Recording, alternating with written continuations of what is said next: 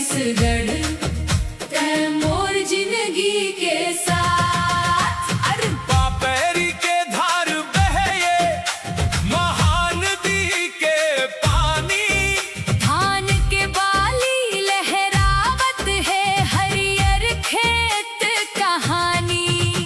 किसान के पसीना चमके सोना कस हर दाना।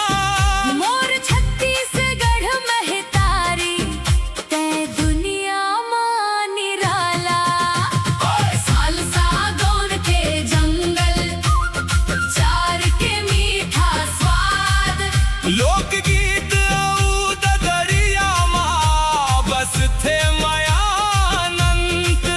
तीजा पोरा हरेली छेर छेरा हमर पर्व सुहाना।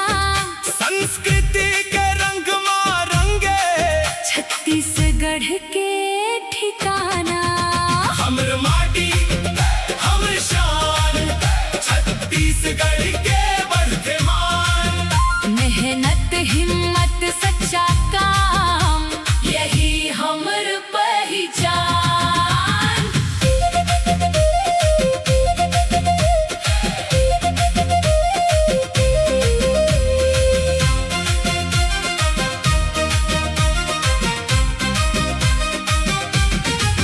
सीमा माँ जवान बने देश के रखवाला।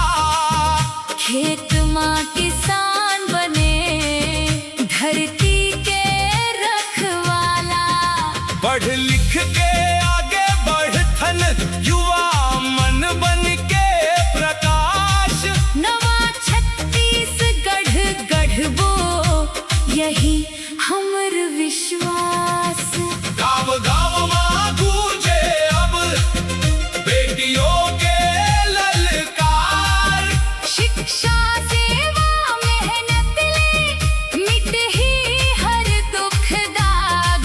एकता के डोरी माँ बंध के संग संग कदम बढ़ावो।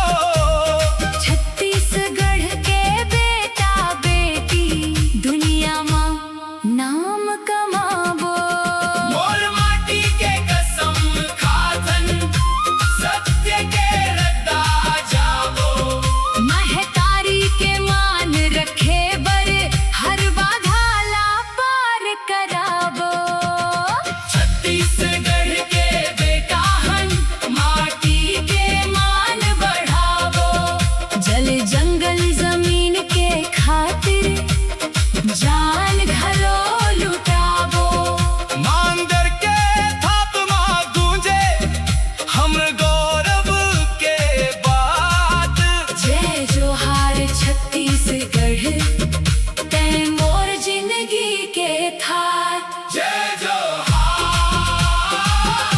जय छत्तीसगढ़ महतारी। जय जोहार। जय छत्तीसगढ़ महतारी।